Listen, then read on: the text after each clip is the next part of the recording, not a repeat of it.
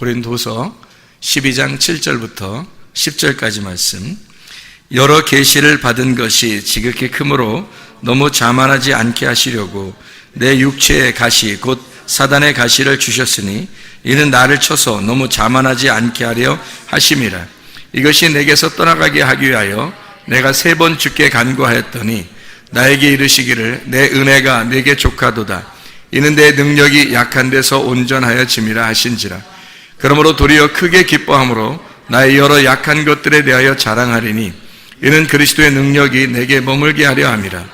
그러므로 내가 그리스도를 위하여 약한 것들과 능욕과 궁핍과 박해와 곤고를 기뻐하노니 이는 내가 약할 그때에 강함이라. 아멘. 이거 아주 중요한 말씀입니다. 그래서 우리가 같이 말씀을 좀 나누기를 원하는데 아주 중요한 말씀이기 때문에 고린도서 12장 7절부터 10절까지 말씀은 아주 중요한 말씀이에요. 우리가 인생을 이렇게 살면서 참 이런 말씀들이 우리에게 좀 마음판에 좀 새겨야 되는 그런 말씀들이죠. 여기서 가시가 있었다 그랬어요. 이 가시가 뭔가를 우리가 좀 알아야 되겠죠. 그죠? 그래서 가시가 뭔가, 분명히 가시라고 했으니까 가시가 뭔가 이걸 알아야 되겠는데, 이 가시라고 하는 게 스콜롭스라는 단어입니다. 이게 말뚝 같은 거예요. 그러니까 자기 몸 안에 지금 말뚝 같은 게 있다는 거예요. 말뚝인데 어떤 말뚝이면 말뚝을 왜 이렇게 밑에 땅에다 이렇게 말뚝 박을 때 어떻게 하냐면 이게 그 밑에가 뾰족하잖아요. 뾰족하고서 이렇게 나무가 있잖아요. 그래서 이렇게 뾰족하게 해가지고 이렇게 박잖아요. 그러니까 이게 뾰족한 것이 자기한테 박혔다는 그런 뜻이에요. 가시가 있다. 그러니까 뭐 이렇게 양쪽이 이렇게 앞이 뾰족해가지고 있는 그 나무, 그런 그 나무 가지 이런 거를 이제 그 가시가 자기한테 찔려 있다, 그런 얘기입니다. 사탄의 사자라고 그랬어요. 여기 보니까 사탄의 사자. 이 사탄의 사자라고 하는 게, 이 사자가 또 뭐냐면 이게 으르렁거리는 사자가 아니라 이게 앙겔로스라는 단어예요. 소식을 가져온다는 말이고, 우리가 소위 말하는 천사 할 때도 사자예요. 그러니까 사탄의 사자, 그러는 이 말도 무슨 말이냐면 사탄의 천사를 말하는 거죠. 사탄의 천사. 그러니까 소식을 가져오는 거예요.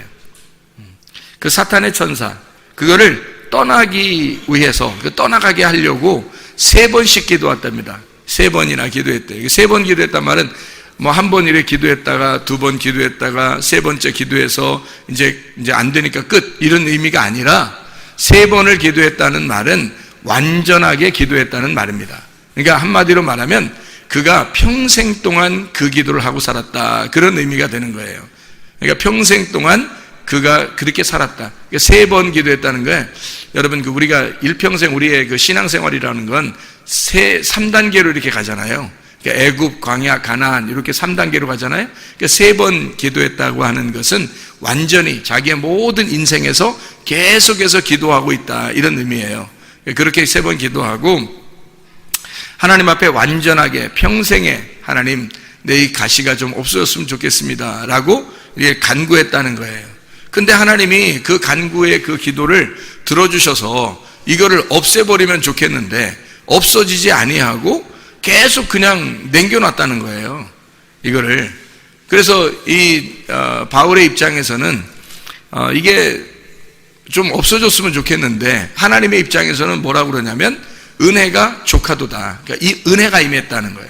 이 가시를 통해서 너에게 은혜가 임한 것이 잃어버리지 않도록, 너에게 은혜가 임한 것이 잃어버리지 않도록 하기 위해서. 그럼 은혜가 뭘 은혜라고 그래요? 여러분, 우리가 생각할 때 뭐 잘 살게 되고 공부도 잘하고 그리고 뭐 성공도 하고 자녀들도 잘 되고 돈도 많이 벌고 뭐 이러면은 우리가 은혜를 받았다고 생각할 수 있잖아요. 근데 여기서 말하는 은혜는 이렇게 말해요. 하나님이 너에게 주신 은혜가 있는데 그것을 잃어버리지 않도록 사탄의 가시로 팍 찍어서 너를 그렇게 두었다는 거예요. 그러니까 이게 이 사탄의 가시를 우리가 뭔가 분명하게 알아야 되겠죠. 이게 무슨 말인지 분명하게 알아야 이것을 우리가 이해할 수가 있는 말씀입니다. 자, 그래서 여기서 보니까 은혜가 내게 족하도다 그렇게 하고 능력이 약한 데서 온전하여짐이라 그랬어요. 이 온전하여진다고 하는 것은 텔레오라는 단어입니다. 이 텔레오라는 단어는 완성된다는 말이에요. 이루어진다, 완성된다. 끝까지 가서 이루신다, 이런 의미예요. 그러니까 은혜를 너의 약한 데서 너희를 강한 그것이 와서 약한 데서 강한 것이 완전히 이루도록, 은혜를 이루도록 끝까지 완성하도록 만든다, 이런 의미예요. 그러니까 약한 점이 있다는 것이 어떤 면에서는 도움이 된다는 거죠. 약점이 있다는 얘기는 그게 우리의 바울의 인생 여정, 신앙생활에 있어서는 굉장히 큰 도움이 된다. 왜? 완성을 시켜주니까. 그것을 통해서 강한 것들이 완성을 시켜준다는 얘기예요. 약한 게 있으니까 강한 것이 와서 너를 완성시켜 줄 것이다. 이제 이런 의미가 되는 것입니다. 그래서 오히려 자기는 약한 것들 있는 것을 자랑한다, 이렇게 이야기를 해요. 약한 것들을 드러내고 자랑하고 얘기하고 이렇게 하겠다는 얘기예요. 왜냐하면 그리스도의 능력이 자기에게 장막을 치게 하기 위해서, 그리스도의 능력이 자기에게 이렇게 거주하도록, 머물도록, 자기 하나님의 능력이, 내가 약하면 하나님의 능력이 오게 되니까, 그래서 그 능력이 와서 나를 이렇게 나에게 탁 장막을 쳐가지고 나를 그 안에 살게 하려고, 그렇게. 그러니까 나는 약하고 부족한데 하나님의 그 능력의 장막이 나를 딱 덮어서, 그 속에 보면 굉장히 안 좋은 사람인데 겉으로 하나님의 능력이 나를 덮어서 나를, 이 속에 있는 나를 보이지 않도록 한다는 거예요. 그렇게 온전하게 만든다. 그래서 약할 그때 강한 것이 머무를 수 있도록 그렇게 만든다. 그리스도의 능력이 내게 머물게 하려 함이라. 그 머물게라고 하는 말은 이 번호가 써 있어요. 밑에 보니까 뭐라고 돼 있어요? 헬라어로 장막으로 덮게 해준다 그랬어요. 그러니까 장막으로 덮어준다. 너가 약하다고 한다면, 너 약하다고 하면 하나님의 능력이, 그리스도의 능력이 너를 덮어줄게, 그 말이에요. 네가 약하다고만 하면. 근데 네가 약하다고 안 하면 덮을 수가 없죠. 그러니까 여러분 보세요. 예수님께서 이 땅에 와서 구원하는 사람들은 다 어떤 사람을 구원했어요? 강한 사람 구원했어요? 약한 사람 구원했어요? 약한 사람 구원했어요. 환자를, 병자를 갖다가 치료하려고 주님이 오셨어요? 아니면 건강한 사람을 치료하려고 오셨어요? 예, 병자들을 갖다가 치료하려고 오셨단 말이에요, 예수님께서. 그러니까 약한 사람들에게 왔고, 병자들에게 왔고, 죽어가는 자들에게 왔단 말이에요. 주님은 그들을 구원하려고, 자기가 그 율법에 의해서 죽임당하는 그런 사람들을 주님이 오셔서 구원하잖아요. 근데 오히려 어떤 사람, 자기는 속에는 굉장히 약하고 썩어 문드러지고 마음속에는 막 더럽고 죄악이 있는데 겉으로는 막 능력 있는 것처럼 괜찮은 사람처럼 막 한단 말이에요. 그런 사람이 바리새인 같은 거죠. 그러니까 포장을 한 거예요. 포장을 이렇게 포장을 해가지고 자기가 좋게 보이는 거죠. 그 좋게 보이는 것 뿐이에요. 속에는 다 썩어 있는데 겉으로 좋게 보이는 것, 이런 건 예수님이 와가지고 어떻게 하냐면 그 겉으로 좋게 보이는 이런 포장 있잖아요. 그런 포장지를 갖다 다 찢어 발겨서 다 포장을 뜯어버리려고 한다고. 그러니까 속에 너 들어온 거 좀 드러나 보자. 너 죄인이라는 거 한번 인정해 보자. 너 죄인인지 아닌지 한번 보자. 이런 거예요, 주님은. 네가 죄인이라고 하면 내가 널 구원할 것이고, 네가 죄인이라고 안 하면 나는 너를 갖다가 네가 죄인 아니라고 자꾸 포장을 싸가지고 자기는 아닌 것처럼 멋있게 자기는 목사님이야, 장로님이야, 권사님이야, 집사님이야 이러면서 다 포장을 해가지고 다 거룩하게 교회 와서 앉아 있으면 주님이 그러는 거죠. 너 한번 뜯어보자 이거야. 너 한번 포장지를 제껴보자 이거야. 네 속에 어떤지 한번 보자는 거지. 그걸 뭘로 이렇게 하는 거야? 하나님은 우리에게 말씀으로 그걸 하는 거예요. 말씀으로 네 껍데기를 한번 찢어보자 이거야. 네 속에 어떤 놈인가. 그래서 속이 말씀에 의해서 껍데기가 딱 찢어지면 속이 어떤 사람이라는 게 밝혀져요. 죄인이라는 게 밝혀져요. 그때 하나님이 구원하시겠다는 거예요. 자기의 포장지를 이렇게 싸면 외식이라는 거야, 그게. 그렇게 한 사람은 구원을 받을 수가 없어요. 그거 포장지를 제껴버려야 속에 있는 죄인을 구원하러 오셨다, 이렇게 되죠, 주님이. 근데 사람들은 다 외식하길 좋아하고 겉으로 사람들이 요구도 먹기 싫어하고 멋있게 보이고, 그래서 그냥 멋있게 보이기로 가만히 앉아 멋있게 그냥 다른 사람한테 잘하는 거죠. 다른 사람한테 다 잘 보이는 거예요. 잘 보이려고 친절하게 다 대하고 조심하고 막 그러죠. 그게 다 외식이란 말이에요. 그렇죠? 사실 어떻게 보면 자기를 포장하고 사는 거죠. 속에 진실한 게 있어야, 진실한 네가 있는 거잖아요. 속에 진실한 뭔가 있어. 너는 어떠한 인간이다라는 게 속에 있는데 겉으로는 아닌 것처럼 보여주는 거란 말이에요. 이게 얼마나 외식이냐고 이게. 겉으로 강한 것처럼 이렇게. 그렇게 하는 것은 주님께서 대적하신다고요.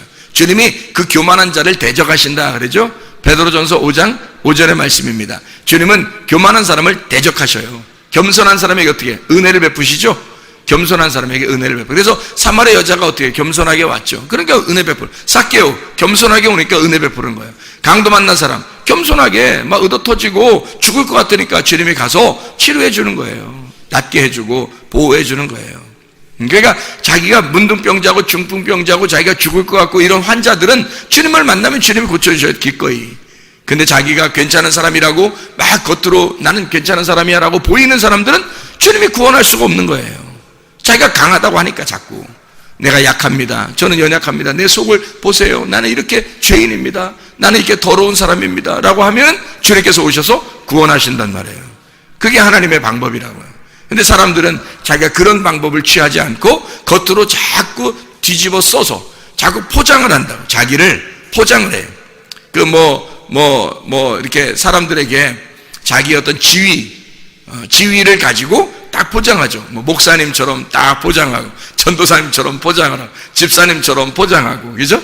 예, 권사님처럼 포장을 하고. 이렇게 포장을 하니까 교회에서는 밝혀지질 않는 거예요. 자기가 드러나질 않아요. 포장지가 너무 두꺼워서, 너무 화려하고, 너무 아름답고, 예쁘게 앉아있잖아요. 예쁘게 앉아가지고, 멋있게 옷도 입고 딱 앉아있으니까. 그러니까 이게 도대체가 저 사람이 저게 진짜 속에 더러운지 아닌지 모른단 말이에요. 다 항상 깨끗하게만 본단 말이에요. 그죠? 그렇게 깨끗하게 보니까 구원할 수가 없는 거예요. 주님께서. 다 자기가 깨끗하다는데 어떻게 구원해요? 자기가 죄인이라고 자기가 스스로 인정해야 나 죄인입니다. 내 속을 보세요. 하나님 나 이거 껍데기는 아무것도 안 해요. 이거 지금 내가 속에는 만신창이에요. 그냥 다 찢어져 막 그냥 노돌노돌합니다. 속은. 근데 겉으로 지금 이렇게 앉아있는 것 뿐이에요. 하나님 나 살려주세요. 그러면 하나님의 말씀이 확 가가지고요 그 속을 갖다 확 드러내버립니다. 껍질을 딱 벗겨버리고 속을 딱 드러내버리면 그때 구원하시는 거예요. 말씀이 들어가 수술하는 거죠. 수술할 때요 사람이 이렇게 수술할 때 속에 병이 있어요. 그러면 이 사람 수술 안 하고 그냥 가만히 이렇게 손으로 이렇게 만져주면서 내 손은 약손 그러면서 그냥 다 낫게 해주던가요. 아니면 칼로 쫙 해가지고 이렇게 속에 있는 거 막 잘못된 거 있으면 그런 거 이렇게 뜯어내고 그렇게 하나요. 속에 있는 거 잘못된 거 아파 죽겠는데 이거 갖다가 아파 죽겠는데 이거 어떻게 배를 탁 갈라가지고 탁 뜯어내죠. 그죠? 그리고 다시 탁 꼬맨단 말이에요. 자, 그러면 여러분 보세요. 말씀을 증거할 때도 여러분 사람들에게 같이 얘기할 때도 뭘 고쳐줘야 되겠어. 그러면 고쳐줘야 되겠으면 그걸 갖다가 이거 잘못됐다. 당신 약점이 이거 있지. 결핍함이 이거 있지. 당신 이거 죄야. 잘못된 거야 하면서 막 얘기했어요. 그러면 이게 찢어지는 거죠. 근데 막 찢는 거예요. 근데 이 의사가 이거를 낫게 하려고 찢어야 되는데 그냥 그 속에다가 그냥 찢어가지고 그걸 딱 벌리더니 모래를 한 주먹 가지고 팍 던져놓고서 꼬매면 되겠어요? 안 되겠어요? 안 된단 말이에요. 무슨 마음을 가지고 반드시 수술해야 돼요? 이 사람을 그 속에 있는 걸 뜯어내고 탁 봉합을 시켜서 낫게 해주려는 그 사랑의 마음을 가지고 해야 수술이 합당한 거죠. 말씀도 똑같아요. 하나님 말씀을 증거하는 것도 여러분 마음을 수술하는 겁니다. 여러분 마음을 수술할 때 그냥 좋게 그냥 내 손은 약손 이런 식으로 그렇게 하는 게 아니에요. 말씀으로 여러분의 겉 포장지를 찢어버려야 된다고요. 막 뜯어버려야 된다고. 왜냐하면 포장을 너무 많이 잘하고 왔으니까 포장을 싹 해가지고 앉아있으니까 이게 죄인인지 의인인지 알 수가 있나요? 하나님이. 그러니 자기는 그렇게 거룩하게 앉아있어 구원받을 수가 없어요. 자기가 그런 행동을 해버리니까. 자기가 구원을 못 받을 짓을 하고 있는 거예요. 왜냐하면 자기가 속에 있는 모습 그대로를 탁 드러내놓고 있으면 오히려 구원받기 쉽거든요. 나는 이런 사람이야. 나는 이런 사람이에요. 살려주세요. 자기는 그런 사람이라는 거 딱 드러내면 괜찮은데 드러내지 않고 그냥 포장을 딱 하고 옷을 멋있게 입고 앉아있으니까 안 된단 말이에요. 그 사람이. 폰만 잡고 앉아있으니까. 그걸 어떻게 구원하냐고. 자기가 죄인이라는 걸 드러내려면 이거 껍질을 벗겨야 된다고요. 진짜. 속을 드러내버려야 된다고. 그래서 하나님 말씀으로 수술해버리는 거죠. 그게 하나님의 사랑이에요. 하나님은 여러분을 수술하셔서 치료하기를 원하신다고요. 그게 진짜 사랑이에요. 아픈 사람에게, 죄인에게 그냥 두면은 그 사람 지옥 가겠는데, 그걸 갖다 수술해서 어떻게든지 낫게 해주려고 그러려면 아프죠. 당연히 수술하면 아프죠. 아픈데 결국에는 낫게 하는 거예요. 그런 목적을 가지고 하는 거란 말이에요. 하나님 말씀이 그렇습니다. 하나님 말씀을 증거할 때, 어떤 사람이 말씀을 증거하면 어떤 사람은 아유 왜 저한테만 말씀해요. 또 어떤 사람 이쪽에서 예배 끝나고 나면 어떤 사람 어떻게 저한테만 어떻게 저걸 어떻게 알았었어요. 막 이렇게 하는. 또 저쪽 나가면 아이고 목사님 어떻게 저한테만 자꾸 얘기해요. 막 이렇게 또 밑에 밥 먹으러 내려가면 또 거기서 아이고 목사님 오늘 진짜 마음이 그냥 막 찢어지는 줄 알았어요. 저한테 어떻게 알았어서 그렇게 얘기했어요. 또 그래요. 아니 언제 제가 그 사람들을 집에 가서 연구해가지고 그걸 얘기하고 있겠냐고. 하나님의 말씀이 증거될 때 그것이 그 사람들을 찢고 있더란 얘기예요. 그 말은 그 사람들이 속에 자기의 육체라고 하는 그 결핍함, 그 약한 점들을 하나님이 그걸 도려내고 수술을 하고 있더라는 거야. 그거는 사랑이죠. 그 속에, 내 마음속에, 자 설교자의 마음속에 진짜 사랑하는 마음이 없이 그냥 이 사람들을 내가 정죄해야 되겠다, 이 사람들을 비판해야 되겠다, 이 사람들을 판단해야 되겠다 해서 막 부리부리한 눈을 가지고 막 판단하면서 말씀을 증거한다면 그러면 이제 안 되는 거예요. 자격이 없는 겁니다. 아버지 어머니가 아이를 혼낼 때는 반드시 어떤 마음으로 혼내요? 자기 자녀를 혼낼 때는 반드시 돌아오기를 기다리고 그 아이가 순종하기를 기다려서 그걸 기대하고 혼내는 겁니다. 그렇죠? 그러면서 그 속의 마음은 어떻게? 반드시 사랑하는 마음을 가지고 혼내요. 사랑의 마음이 있어요. 아버지 마음이 더 찢어진다고. 그런 마음으로 혼내는 거라고요. 반드시 좋게 되기를 원해서. 그런 마음이지, 하나님 아버지 마음이. 그게 우리 아버지 하나님 마음이고, 설교자도 똑같아요. 그래서 여러분을 수술을 해서 진짜 낫게 해주고 싶은 거예요. 하나님의 사랑이 거기에 나가는 거예요. 그 어떤 사람은요, 이게 결핍함이라는 게 성경에 이게 나오는데, 이 결핍함이 고린도후서에 지금 12장 7절부터 10절까지 말씀이 이게 약한 점이라는 말이 나오거든. 이 약한 점이라는 게 아스테네이아라는 말입니다. 이게 질병, 나약한 어떤 질병을 얘기하기도 하고요, 도덕적으로 연약한 것을 의미하기도 합니다. 그러니까 사람들이 볼 때 아우 저 사람 왜 이렇게 예의가 없어, 그것도 이 약한 점이에요. 그 예의가 없어, 저 사람 왜 이렇게 저렇게 잘못을 할까, 뭐 이런 것도 약한 점이에요. 왜 이렇게 저렇게 저 사람은 왜 이렇게 사람이 이렇게 저렇게 피해를 주고 저렇게 왜 이렇게 저렇게 잘못할까라고 그렇게 말하는 게 약점이라고요.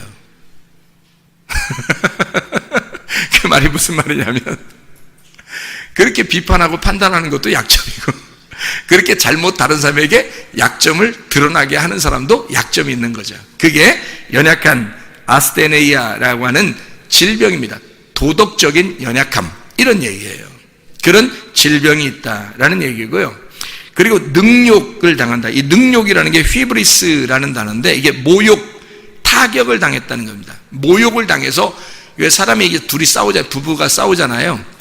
주먹질하는 부부도 있고 어떤데, 안 됩니다. 절대 안 됩니다. 그렇게 해서 안 됩니다. 그것도 타격이에요. 근데 말로써 이렇게 막 비난하고 이런 사람 있죠. 말로 이렇게 영 이상하게 무시하는 그런 사람들 있잖아요. 그것도 타격입니다. 이 말로써 이렇게 타격하는 거 있잖아요. 그게 비난받는 거예요. 능욕당했다, 이런 말입니다. 능욕당했다. 궁핍이라는 게 있습니다. 아난케라는 말인데, 그게 곤란하고 좌절되었다라는 말입니다. 그러니까 이 약한 점이 있는 이 약한 점, 그리스도를 위하여 약한 점이 있고, 그리고 능욕을 당하고 궁핍함도 있다. 자기가 곤란하고 좌절하고 강제적으로 어떨 때는 강제적으로 해야 될 수밖에 없는 그런 사명을 가진 그런 어려운 점들도 자기에게 있다. 그리고 핍박까지 있다는 거예요. 이 핍박이라고 하는 건 디오그모스라는 단어인데, 이게 박해라는 단어인데 디오코라는 단어입니다. 그거를 자기는 가만히 있으려고 하는데 가는데 막 추격해 오는 거예요. 추격해 와서 넘어뜨리고, 자기는 그냥 바른 길로 가려고 그러는데 뒤에서 자꾸 쫓아와가지고 자꾸 박해를 하는 거예요. 그게 이제 바울이 이런 곤란, 이게 스테노코리아라는 단어거든요. 곤란, 방이 좁다는 겁니다. 이게 방이 좁다, 고통스럽다는 얘기가 막 쪼여든단 말이에요. 그러니까 한마디로 마음이 막 쪼여드는 거예요. 막 억압당하고 이상하게 막 답답하고 막 이런 거 있잖아요. 막 답답하고 어떨 때는 그죠? 그런 것들이 막 자기는 진짜 잘못하는 게 없는 것 같은데 이상하게 막 그런 게 있는 거예요. 그런 마음들이 자기에게 있다. 이게 자기들의 이 바울이 말하는 약할 때, 이런 약할 때 하나님이 강하시더라는 거야. 자기가 분명히 자기는 이런 사람인데 하나님이 강하시더라는 거예요. 그걸로 덮어주시더라는 거야. 그래서 자기의 약한 점들을 자랑하고 그런다는 거예요. 왜? 그리스도의 능력이 자기를 장막으로 딱 덮어서 나는 약하다고 자꾸 약하다고 얘기하면 하나님이 덮어주신다는 거예요. 근데 자기 약하다고 안 하고 자기가 자기를 덮어버려, 포장을 해버려. 이게 딱 멋있게 이렇게 있어요. 사람들 만나도 굉장히 근엄한 것처럼 하고 멋있게, 하여튼 폼 엄청 잡아. 하여튼 교회 다니는 사람들 대부분이 폼 엄청 잡고 살아요. 진짜 사람들 보면요, 그냥 뭐 별로 웃지도 않고 말해요. 이게 좀 상대도 별로 안 하고 그냥 좀 이게 아이들하고도 좀 이렇게 노인하고도 아이들하고도 편안하게 이렇게 좀 대하고 그러면 좋겠는데 엄청 근엄해 막 사람이. 그거 안 되는 거예요. 자기 포장, 자기가 자기를 포장하는 거예요. 멋있는 것 같지만 하나님 보실 때는 하나도 안 멋있는 거예요. 그거 네 껍데기야. 이거 다 껍데기 포장. 그거 다 찢어버리라는 거예요. 그거 뜯어버리는, 하나님의 말씀으로 뜯어버리겠다는 거예요. 말씀으로. 그래서 설교자를 통해서 말씀으로 뜯어버립니다. 그 뜯어버리면 속에 다 드러나는 거예요. 너 자신이 뭔데 뭐 아무것도 아닌 게 뭘 가지고 있는 게 아무것도 없는 게 그게 뭘 그렇게 대단한 것처럼 포장을 하고 있느냐라고 주님 말씀. 그러니까 바울은 뭐냐면요, 자기를 드러내. 차라리 날 드러내. 그래서 약한 점을 막 드러내는 거야. 그러면 하나님이 자기를 덮어주신다는 거예요. 하나님의 능력 아니면 내가 살 수가 없습니다라고 자기를 하나님 앞에 의지하는 거죠. 그러니까 주님께서 오신 목적이 그런 거니까, 약한 자들을 위해서 강한 분이 오셨으니까. 그러니까 약한 사람들을 덮어주려고 오신 건데, 세상에 자기가 강하다고 하니까 주님 강한 게 필요했냐고. 그러니까 강한 자기하고 강한 예수님하고 맨날 부딪히는 거지 뭘. 강한 말씀하고 강한 자기하고 계속 부딪히는 거지. 내가 약하면 강한 말씀이 딱 오면 어떻게 팍 부딪혀서 깨져버리죠, 내가. 그죠? 내가 약하다고 하면 강한 말씀이 와 날 깨져버리고 그 강한 게 날 덮어주는데, 내가 강하다고 그러니까 하나님의 말씀도 강하니까 그 말씀하고 탁 부딪히죠. 부딪혀서 깨지면 좋은데 안 깨지려고 한다고요. 말씀을 안 받아들이고 거부하고 막 이런다고요. 뭐가 은혜인지, 뭐가 진짜 좋은 건지, 뭐가 강한 건지 잘 모른다고 사람들이.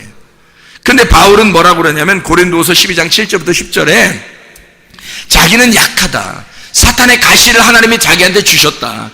그 사탄의 가시를 주셔서 이 가시로 말미암아 자기는 하나님 앞에 약하다고 하는 것을 자랑한다. 나는. 그럼 하나님이 강하시더라. 그리스도가 강하시니까 나를 덮어주시더라. 그런 하나님이시더라. 그 얘기를 하는 거예요.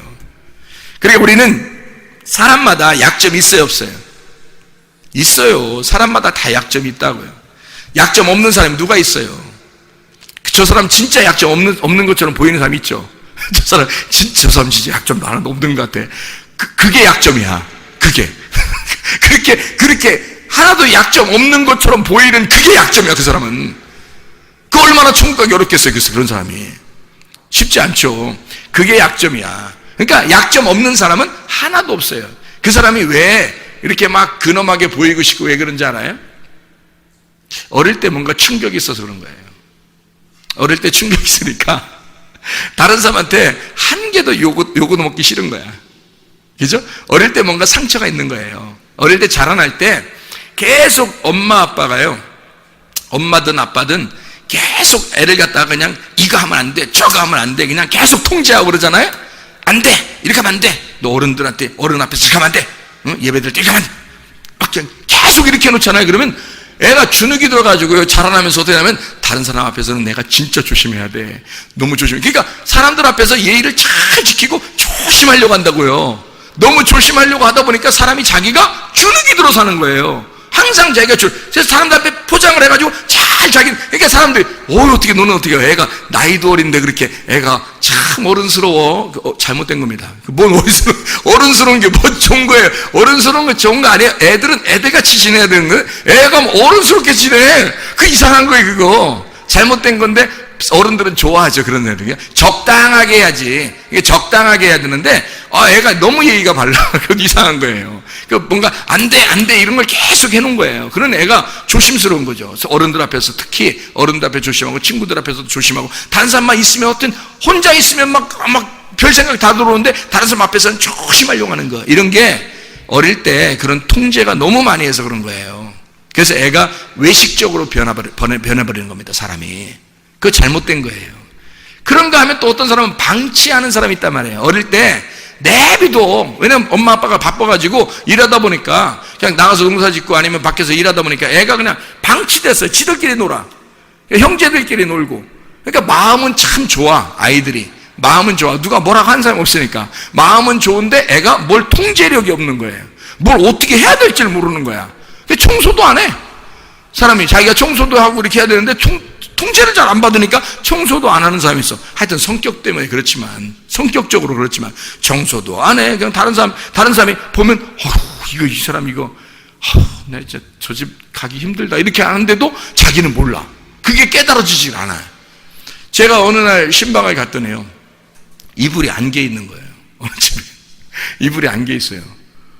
아니 근데 라면 뭘 먹고 라면 봉지가 스프랑 같이 이렇게 해서 옆에 있더라고요. 그리고 라면을 끓여 먹었는데 한 3분의 1가량이 남아서 이렇게 가스레인지 위에 이렇게 있는 거예요. 그리고 옷 같은 걸 이제 벗잖아요. 벗으면 이렇게 길마다 이렇게 돼 있더라고요. 근데 나는 딱 들어가면서부터 어떡하지? 이 사람한테 미안해서 어떡하지? 이렇게 생각하고서 어떡하지? 이랬는데 그 사람은 전혀 표정이 괜찮은 거예요. 내가 엄청 놀랐어요. 깜짝 놀랐어요. 이 사람이 하나도 안 놀라는 거예요. 내가 목사인데 이 사람이 둘 중에 하나겠죠. 목사를 무시하든지 아니면 이 사람 성격이 그냥 원래 그렇든지 하여튼 내가 더 놀란 거예요. 근데 표시는 못 내잖아요. 목사님 가가지고 어떻게 신방 가서 축복해 줘야 되는데 어떻게 축복해야 될지 잘 모르겠는 거예요. 그래서 내가 딱 들어가자마자 어떻게 해야 될지 잘 모르는데 이분이 전혀 당황하지 않고 발로 이렇게 밀면서 가더라고요. 이렇게 밀면서 다 밀면서 딱 하니까 홍해바다 갈라지듯이 쫙 갈라지더라고요. 저도 뒤에 따라갔어요. 이렇게 뒤에. 그러니까 전혀 이불도 안 밟고 옷도 안 밟고 그냥 따라갔단 말이에요. 이렇게. 그런 집도 있더라고요. 그렇게 하고서 이제 어떻게 해요? 축복하고 나와야죠. 예배 드리고, 무릎 꿇고 다 축복하고, 그렇게 하고서 이제 나왔어요. 그 다음부터요? 제 신방 안 갑니다. 아무데도. 신방 왜 아무도 안 가냐면, 미안해서 못 가는 거예요. 그냥 사랑하는 방법을 바꿔야 되겠다. 설교로. 하나님의 말씀을 그냥 교회에서 다 같이 설교함으로, 이 하나님은 그 마음이니까 결국 거기에 가도 말씀을 증거해야 되는 거고 여기서도 말씀으로 사랑하는 거니까 하나님 말씀을 내가 최선을 다해서 이 말씀을 갖다가 전달해 줌으로 양식을 줘서 그걸로 사랑해 줘야 되겠다. 이렇게 하나님의 마음을 더 바꿔서 이렇게 변경시켜서 사랑하게 되었다 이 말이에요. 그때. 근데 그 사람은 전혀 그 다음부터도 별로 고칠 생각이 없더라고요. 왜 그런가 봤더니 형제들이 여럿이니까 그냥 편안하게 사는 거예요. 편안하게 사니까 그냥 마음이 또 편안한 거야. 그럼 그 사람 또 3대를 딱 조사하잖아요. 조상 3대를 딱 조사하면 마음이 편안한 사람이 많은 거야. 그 집안에. 마음이 평안해. 그냥 편안해. 그런 사람이 꽤 있는 거예요. 그 집안에는. 그런 성격이 내려오지 어떻게 하겠어요. 그러니까 그런 사람은 그렇게 사는 거예요. 근데 여러분 잘 생각해 봐요. 그게 여러분 죄입니까? 그렇게 한 게 죄냐고요. 저는 은혜를 받고 난 다음에, 저는 은혜를 받고 나서 그것이 전혀 죄가 아니라는 걸 깨달았어요. 그 사람 죄 아닙니다. 그럴 수 있어요. 자기가 내가 이렇게 해서 다른 사람을 피해줘가지고 곤란하게 만들어야지. 오늘 목사님 오기만 해봐라. 내가 그냥 옷 쫙 깔아놓는다. 그리고 먹다 남은 라면도 3분의 1가량은 그냥 탁 이쪽에다 놓는다. 이런 걸 막 순서대로 저가 스케줄 짜가지고 그렇게 했을 리는 없잖아요. 생각해 보시라. 그러니까 문제는 뭐예요? 그 사람 잘못이 아니라 그 사람을 이상하게 생각했던, 내가 놀랬던 내가 잘못이란 말이에요. 놀랬던 내가 잘못. 그러니까 내가 거기서 조금 편안한 마음을 더 가졌으면 된단 말이에요. 그렇죠? 예. 그러니까 그게 이해를 해야 돼. 이해가 가야 되는 거예요. 그게. 여러분 보세요. 이해가 가야 내년에 오죠.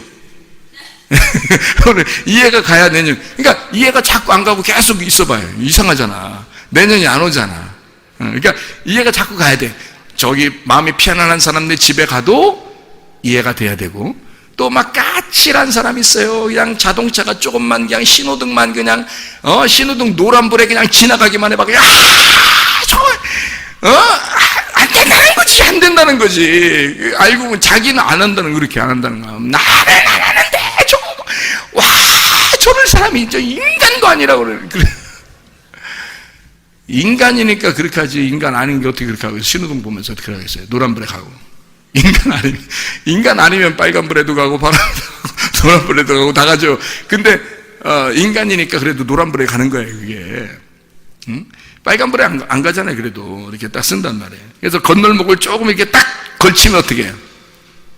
딱 가다가 이렇게 막 스톱을 했는데, 스톱을 딱 했는데 자동차 좀 밀려가지고 건널목에 또 걸리면 어떻게 해요? 저런 사람 보라고. 저거 위험하게 저렇게 안 다쳤으면 됐죠. 안 다쳤으면. 그러니까 이렇게 하는 사람, 그렇게 까칠하게 얘기하는 사람 있잖아요. 죄예요? 아니에요. 죄 아니에요. 까칠한 것은 어릴 때 자라나면서 뭔가 누군가가 이 사람을 통제했었기 때문입니다. 그래서 까칠하게 자라난 거예요. 잘못을 물어보려면 누구한테 물어봤어야 돼요? 그 부모를 불러야 돼요. 여기 학부모 와봐라 이러잖아요. 부모님 좀 모시고 와봐라 그러잖아요. 교회에서도 그래야 돼. 교회에서도 누가 잘못하면 그 부모님 좀 모시고 오세요. 이렇게 부모님 오시라고 해가지고 부모님 앉혀놓고 상담해야 돼. 그게 이 사람이 잘못이 아니야. 부모님 때에서 조상 때부터 내려오는 성격, 그리고 거기서 통제했기 때문에 이렇게 되는 거예요. 그게 대부분 다 그렇게 흘러는 거예요. 그러니까 은혜를 받으면, 자, 예수님이 이곳에 계시다면 그런 사람들을 다 어떻게 할까요? 그렇게 막 까칠한 사람, 아니면 막 그냥 펑펑 이게 막 펑펑 이런 사람, 그 예수님은 둘 다 그냥 용납하셔요.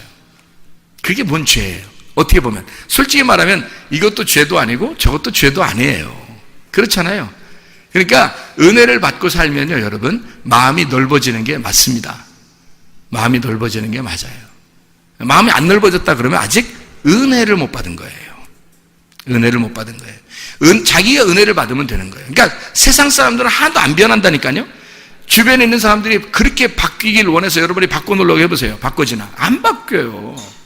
1년이 지나도 안 바뀌어 있어. 2년이 지나도 안 바뀌어. 저처럼 진짜 답이 없다, 희망이 없다, 답이 없다, 이런 사람이 있잖아요.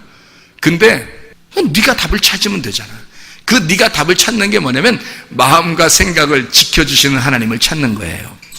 나의 그 결핍함, 내가 그렇게 볼 수밖에 없는 그런 눈을 가진 나를 하나님이 내 눈을 바꿔주시면 되는 거예요. 내 마음을 바꿔주시면 되는 거예요. 그게 은혜 받은 사람들입니다. 은혜 받은 사람들은 이렇게 마음이 넓어지는 거예요. 자기의 그리고 약한 점들을 자랑하니까 내가 가장 약하다, 내가 가장 못났다, 내가 가장 몹쓸 사람이다 라고 하는 것을 드러내는 것입니다. 그걸 드러내면 어느 누가 나보다 못한 사람이 있겠냐고요. 생각을 해보시라고요. 그겁니다. 이게 성경에서 지금 얘기하고 싶은 것이 바로 그런 얘기예요. 사람마다 다 약점이 있어요. 결핍이 있고요. 그래서 이런 결핍을 채워주시기 위해서 오신 분이 누구예요? 예수님, 하나님, 여호와 하나님이 나의 목자가 되신다. 시편 23편 1절의 말씀에 보면 여호와는 나의 목자시니 내게 부족함이 없으리라. 그 부족함이 뭐냐면 결핍, 너에게 약점, 너에게 결핍함, 네가 부족하다고 여겨지는 그것들이 없을 것이다. 주님이 그걸 채워버리니까, 예수님이 와서 내 그 구멍난 그 마음을 하나님이 채워버리니까, 그러니까 이게 메꿔지는 거예요. 예수님으로 메꿔지니까 여호와 목자의 눈으로 이게 보게 된다고요. 그러면 이게 마음이 당연히 넓어지는 것이고, 그러니까 사람들을 비판할 필요도 없는 거고 정죄할 필요도 없는 것입니다. 이해가 되시죠? 무슨 말인가? 이런 결핍함을 하나님의 사랑으로 나를 수술하셔서 내 속에 내가 이 그 병든 이 속에 있는 그 응어리를 뽑아내고 하나님이 예수 그리스도 정상적인 건강한 것들을 거기다 집어넣어서 다시 봉합해버리는, 예수 그리스도를 내게 주셔서 봉합해버리는 하나님의 사랑이란 말이에요. 그게 말씀을 증거하는 거라고. 말씀을 통해서 그 말씀하는 시간이 여러분의 속에 있는 것을 뜯어내고 예수 그리스도가 들어가는 그런 순간이란 말입니다. 하나님의 사랑, 유일한 사랑이에요. 이 땅에서 하나님의 사랑이 어디에 있어요? 말씀을 증거할 때, 말씀이 내게 들어올 때 하나님의 사랑이 있는 거예요. 아무것도 하나님의 사랑을 깨달을 수 없습니다. 말씀이 들어올 때만 깨닫는 거예요, 하나님의 사랑을. 이게 하나님의 사랑이라는 거죠. 자, 보세요. 고린도 후서 지금 12장 7절부터 10절까지 말씀 봤거든요. 앞에 11장 30절 봐봐요. 앞에 11장 30절. 내가 부득불 자랑할진대 내가 약한 것을 자랑하리라. 바울에게 약한 점이 있고 그것을 자랑하겠다 그랬어요. 고린도후서 13장 4절 말씀에 보니까 이렇게 돼 있어요. 그리스도께서 약하심으로 십자가에 못 박히셨으나 하나님의 능력으로 살아계시니 우리도 그 안에서 약하나 너희에게 대하여 하나님의 능력으로 그와 함께 살리라. 우리도 약하지만 하나님의 능력으로 살게 될 것이다. 이런 얘기 있죠. 그러면 바울이 어떤 약점을 가지고 있었나요? 바울이 어떤 점, 그래서 여기에는 이 약점이라고 하는 것을 뭐라고 생각했냐면, 사람들이 신학적으로 뭐라고 생각했냐면, 바울에게 병이 있었는가 보다, 이렇게 생각을 했단 말이에요. 그래서 병이 있었는가 보다. 그도 그럴 것이, 여러분 만약에 바울이 병이 있었다면 어떤 병이 있었을까요? 어떤 사람은 꼽추였다고 그래요. 바울이 꼽추였다. 근데 복음은 잘 전하는데 꼽추였다. 좀 이상해요. 성경에 바울이 꼽추였다 이런 말이 없는데 누가 그렇게 얘기를 하는 사람도 있어요. 또 어떤 사람은 바울이 간질병이 있었다 이런 얘기도 해요. 그래서 말씀을 증거하다 갑자기 괴거품 물고 거품이 거품으로 쓰러지고 이런 병이 있었다는 얘기도 합니다. 그 어디서 나온 말들인지 모르지만 신학적으로 신학교에서 가리키는 그런 내용들이거든요. 그런데 제가 성경을 찾으면서 성경 안에서 찾은 바울이 혹시 병이 있다면 어떤 병이 있을까를 찾아본 것으로서는 갈라디아서 4장 15절에 이런 말씀이 있더라고요. 갈라디아서 4장 15절에 이렇게 돼 있어요. 너희의 복이 지금 어디 있느냐? 내가 너희에게 증언하노니 너희가 할 수만 있었더라면 너희의 눈이라도 빼어서 나에게 주었으리라. 이렇게. 왜 하필 니네 눈 빼서 나한테 줄 것이다 라고 얘기했을까라고 여기에다 생각해 보면 눈이 굉장히 안 좋았을 것이다 라는 생각을 할 수가 있겠죠. 그렇죠? 갈라디아서 6장 11절 말씀입니다. 6장 11절 말씀 보니까 이렇게 되어 있어요. 내 손으로 너희에게 이렇게 큰 글자로 쓴 것을 봐라. 눈 좋은 사람은 작게 쓰잖아요. 그죠? 옛날에는 그 종이 같은 게 귀한 거니까 작게 쓴다고요. 그죠? 그 가죽 같은 데다 쓰는 거니까요. 작게 쓰는데 여기다 큰 글씨로 썼다는 얘기는 눈이 굉장히 안 좋았다는 얘기예요. 근데 언제 안 좋아졌을까라고 추측을 할 수 있죠. 언제? 예수님 만날 때 빛이 너무 강렬하게 오니까 이 눈이 멀어버렸잖아요. 3일 동안 멀어버렸다고요. 그리고 이게 멀어버렸는데 이제 눈에 비늘 같은 것이 툭툭 떨어지면서 눈이 좀 뜨게 됐단 말이에요.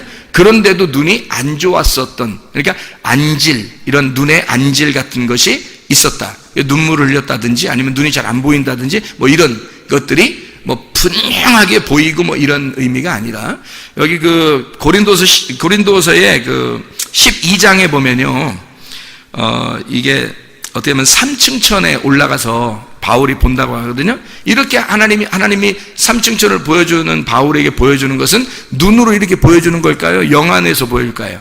영 안에서 보여주는 거예요. 이게 영적인 눈으로 영 안에서 보는 것을 얘기하는 거죠. 이런 눈으로 보는 얘기 아니라면요. 그럼 분명히 바울은 약점이 있었는데 어떤 약점? 눈이 안 좋은 약점이 있었다는 얘기죠. 그렇죠? 자, 이 성경에서 말하는 건 이제 그런 식으로 설명을 해요. 그러면 제가 말하는 그 약점을 한번 제가 설명을 해볼 테니까 한번 들어보시길 바랍니다. 이게 제가 그걸 경험을 해보니까 그걸 알겠더라고요. 제가 약점이 있다면 뭐가 있겠어요? 여러분, 제가 약점이 있다면 다른 사람한테 포장도 잘하고 살았어요. 근데 내가 약점이 있다면 그 약점을 위해서 내가 하나님 앞에 간절하게 그 약점, 이게 사탄의 가시가 내게 팍 꽂혀 있어서 내가 이거를 좀 없애달라고 하나님 앞에 기도할 정도의 가시가 있다면 나 같은 경우는 어떤 게 있을까요? 그런 게 만약에 있다면 저는 이 바울이 이해가 돼요. 그래서 이게 무슨 말이냐면요, 바울이라는 사람이 다른 이런 몸의 약점도 있을 수 있었겠지만, 근데 실질적인 그 바울의 약점, 평생 동안 그가 간구하면서 이거를 제발 없애주십시오 할 정도의 그 간절한 마음이 있었던 게 있었는데, 그게 바로 뭐냐면 스데반을 때려 죽인 겁니다. 스데반을 때려 죽인 게, 생각을 해보시라고요, 스데반의 형제들이 살아있을 거라고요. 그죠? 스데반의 부모님도 살아있을 거라고. 스데반의 그 자녀들이 있었으면 자녀들도 살아있을 거라고요. 스데반의 아내가 있었으면 그 부인도 살아있을 거라고요. 그리고 그 당시에 스데반은 예루살렘 교회에서 가장 훌륭한 사람 중에 한 사람이었어요. 스데반이 7명을 뽑은 그 집사 중에서 한 명이었거든요. 그 스데반이라는 사람이. 그리고 스데반이 성경을 줄줄 꿰고, 그리고 그 당시에 유대인으로서 스데반 순교하는 놀라운 역사를 이제 하나님이 인도하셨던 그런 사람이었어요. 물론 바울이 이제 죽이게 됐죠. 이게 이제 사도행전 7장하고 8장에 나오는 그런 말씀이거든요. 그러면 이 스데반이 죽으면 그 주변에 사도들도 있고 아는 사람들도 여러 명 있는데, 바울이 구원받고 그 사람들을 다 만나야 돼요. 그죠? 어차피 바울은 그 사람들을 벗어나서 살 수가 없어요. 왜냐하면 그때 당시에는 하나의 형제거든요. 다 예수를 믿으면 다 같은 형제예요. 그러니까 바울은 지금 자기가 때려 죽인 스데반의 가족도 만나야 되고, 그 사도들도 다 만나야 되고, 그렇게 그 그리스도의 형제의 마음으로 살아야 돼요. 그런데 맨날 만날 때마다 바울은, 스데반의 자녀가 살아있으면 바울이 찾아왔어요. 그 교회로. 그러면은 스데반의 자녀의 입장에서는 저거 우리 아버지 죽인, 아내가 입장에서 생각할 때는 저거 내 남편 죽인, 부모님이 생각할 때는 저거 내 아들 죽인, 그 바울을 바라볼 때마다 이게, 물론 용서하지만 바울 입장에서는 너무 괴로운 거예요. 바울 입장에서 너무 괴로운 거야. 그게 생각을 해보시라. 여러분이 그런 입장이라면 어떻겠어요? 그는 왜 그렇게 죽일 수밖에 없었냐면 유대교에 대해서 너무 철저하게 열심히 했단 말이에요. 유대교에 대해서 지나치게 열심히 했다 그래요. 갈라디아서 1장 14절의 말씀해 보니까, 내가 내 동족 중 여러 연갑자보다 유대교를 지나치게 믿어 내 조상의 전통에 대하여 더욱 열심히 있었다, 이렇게 돼 있거든요. 바울이 그래서 스데반 죽인 거예요. 유대교를 지켜야 되니까. 유대교라고 하는, 자기가 지키던 그 유대교가 침범을 당하잖아요. 스데반 같은 사람, 다른 이 기독교인들 때문에 침범을 당하니까 이 유대교를 지켜내기 위해서 그 사람들을 죽인 거예요. 그러니까 자기는 유대교에 대한 하나님을 믿는 열심을 가지고 그를 죽였는데, 알고 보니까 이게 사탄 짓이었던 거예요. 이 사탄의 가시가 자기에게 팍 박혀서 도저히 이걸 없애주세요 하는데도 이게 안 없어져. 하나님 앞에 3번씩이나 기도해. 이건 3번 완전히 기도했다는 얘기고, 평생을 놓고 하나님 앞에 고민했다는 얘기예요. 그런데 안 없애줍니다. 하나님이. 내 은혜가 내게 족하도다. 너는 그걸 안고 살아야 돼. 근데 이 말씀이 이해가 안 되는데 무슨 말인가, 이게 하나님 앞에. 그럼 내가 그런 사람이 되니까 이게 이 말씀이 이해가 되는 거예요. 그 말씀이. 내가 어떤 사람이었냐면, 나는 도저히 이 세상에서 살면 안 될 그런 사람이었어요. 이 세상에서 살면 안 될 사람. 그러니까 누구나 나를 아는 사람은 나를 비난할 정도. 그러니까 용서하면 그냥 용서해 준 거야. 옛날에 내가 같이 있었던 청년들, 여기 지금 결혼해가지고 있는 사람도 있고 그러는데, 여기 있는 사람들이 나를 용서해 주니까 그냥 용서해 준 거지, 용서받을 수 있는 사람이 아니에요. 저는 용서받을 수 있는 사람이 아니라고. 그러니까 나는 이거에 대한 부담, 내가 평생 나는 이것을 내가 하나님 앞에 회개했는데 나는 내 속에 계속 이게 생각이 나는 거예요. 이 생각을 없애달라고. 하나님, 나 주님이 용서해 주셨잖아요. 그러니까 진짜 이 생각도 다 또 좀 이제 깨끗하게 없애주세요. 그건요, 이미 깨끗해졌어요. 이미 깨끗해. 바울도 이미 예수 만나서 자기가 잘못됐다고 하는 것을 알았어요. 사람 죽인 것도 잘못됐다는 걸 알았어요. 주님이 용서했죠. 용서했는데 그 속에서 사탄의 가시가 계속 정죄하는 겁니다. 이게 이 사람에게 떠나질 않는 거예요. 이 바울에게 내 속에서 이게 안 떠나더라고요. 지금도 안 떠나요. 설교하기 어떨 때는 전에도 안 떠나고 막 괴로워합니다. 설교하고 난 다음에도 괴로워합니다. 내가 어떤 놈이었는데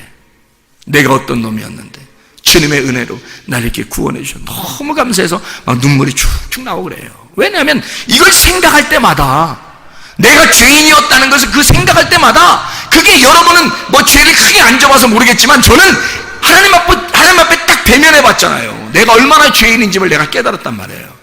그래서 내가 알고 나니까 이게 안 없어져요. 그리고 사람들이 나를 누구나라도 옛날에 나를 아는 사람들은 나중에 만나도 지금 만나도 나를 비난할 거란 말이에요. 나를 욕하고 비난할 거라고요. 그러니까 나는 그거를 짊어지고 가야 되는 거예요. 내 짐을 짊어지고 가야 되는 거예요. 내 십자가를 짊어지고 가야 되는 거예요. 저는 평생을 그걸 짊어지니까 여러분 생각해보세요. 내 자랑하고 싶겠어요? 없겠어요? 내 자랑하고 싶지 않아요, 여러분. 그냥 주님의 은혜로 이렇게 살고 있구나라는 것만 있으면 되는 거예요.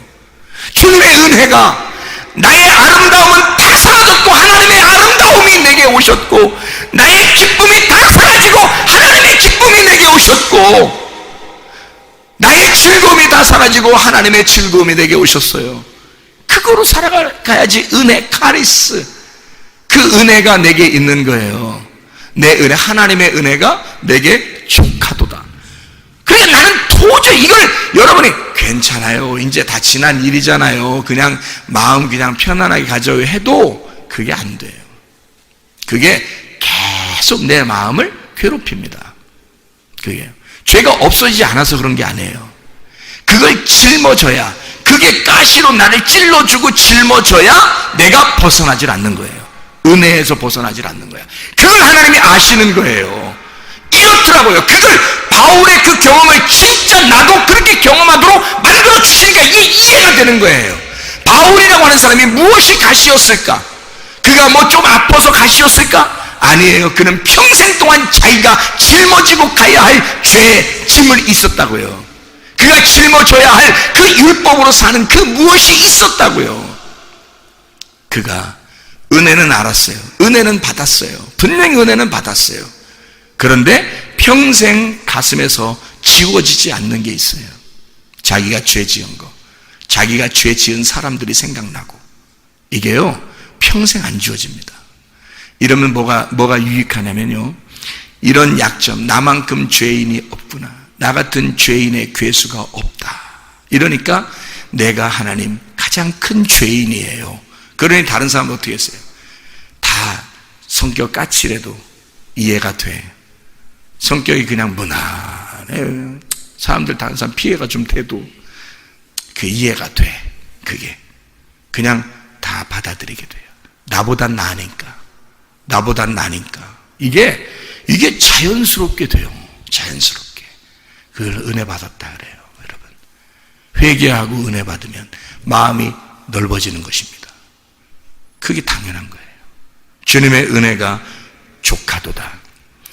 고린도전서 1장 25절 말씀 보겠습니다. 고린도전서 1장 25절 말씀이요. 하나님의 어리석음이 사람보다 지혜롭고 하나님의 약하심이 사람보다 강하니라. 사람은요 다 길해요. 비슷해요. 다. 주님이 우리가 아무리 지혜롭다고 해도 하나님의 어리석음이 훨씬 더 사람의 지혜로움보다 지혜롭고요, 아무리 하나님이 약해도 우리가 가장 강한 것보다 하나님이 더 강하셔요. 그러니까 주님 의지하는 게 낫죠. 주님 의지하는 게 은혜란 말이에요. 그런 사람이 이렇게 하나님의 말씀도 증거하게 되는 거예요. 그 증거하는 게 나 하나님 말씀 증거하니까 내가 최고야 이런 게 아니에요. 분명히 제가 얘기했죠. 이게 가슴팍에서 떠나지 않는 게 있다고. 그러면요 이 사람은 내세울 만한 게 없는 거예요. 그 사람 보고 왜 이렇게 교만해요? 목소리 엄청 크게 설교하는 것 같던데 보니까 교만하게 하는 것 같던데 그건 사람들에게 그 간절함으로 호소하는 거지 속에는 응어리가 져 있다고요. 속에는 다 썩어 문드러져 있다고요. 속에는 무슨 말인지 알겠어요? 하나님, 나는 이런 자예요. 나는 이런 사람입니다. 나는 이렇게 약한 사람입니다. 늘 하나님 앞에 고백하지 않으면 살아갈 수가 없는, 그러니 어떤 사람이라도 다 용납이 되죠. 다 이해가 된단 말이에요. 무슨 말인지. 그 사람이 어떤 행동을 하든지 그래, 그렇지, 이해가 돼, 그럴 수 있지. 사람마다 다 성격마다 다 다르거든요. 사람, 여자도 다르고 남자도 달라요. 남자하고 여자하고 부부끼리 부딪히면 이게 답이 없어. 세상에 이게 서로 달라가지고.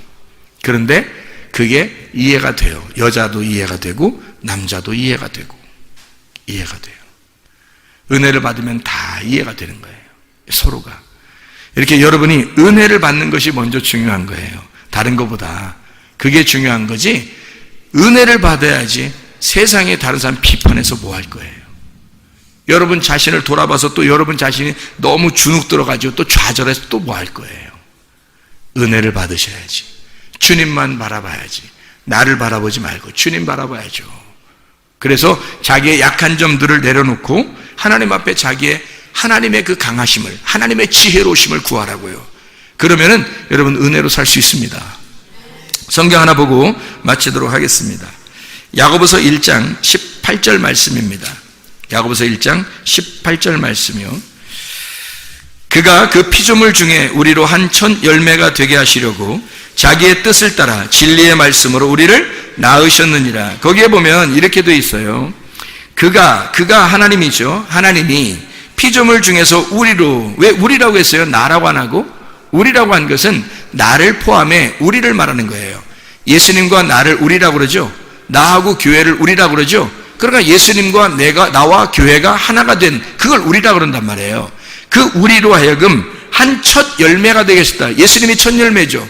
근데 우리도 첫 열매가 되게 하신다는 거예요. 그러면 그 첫 열매가 뭐예요? 예수님이 교회로서 첫 열매가 되게 하시니까 우리가 첫 열매가 된다는 거예요. 예수님, 나, 교회가 함께 첫 열매가 돼야 된다는 거예요. 그렇게 되게 하시려고 자기 뜻을 따라, 자기가 누구예요?